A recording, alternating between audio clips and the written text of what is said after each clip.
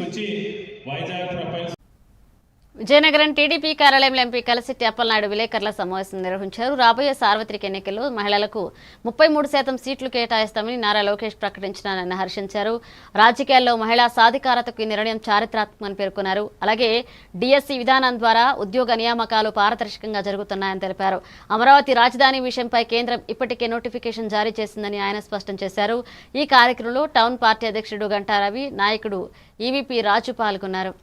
నారా లోకేష్ గారు ఒక ప్రపోజల్ పెట్టారు. ప్రతిపాదన 33% రిజర్వేషన్లు రాబోయే 29 సాధారణ ఎన్నికలకి మేము కల్పిస్తున్నామని చెప్పేసి వారు ప్రకటించిన తర్వాత యావత్ దేశం అంతా కూడా దాన్ని స్వాగతించింది.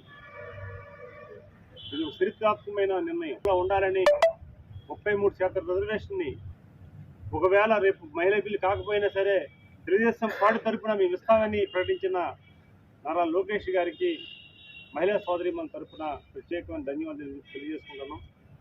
మహిళలు కూడా చాలా హర్షాలు వ్యక్తం చేస్తున్నారు. యూత్ కూడా చాలామంది మాకు మెసేజ్ పెట్టారు అభినందిస్తున్నట్లుగా. ఎందుకంటే ఈరోజు రేపు ఈ రామరాజ్యం ముఖ్యమంత్రి చేస్తున్న నిర్ణయానికి ఉన్న మహిళా బిల్లే ఒక నాంది అవబోతుంది. గౌరవాన్ని కూడా ఒకసారి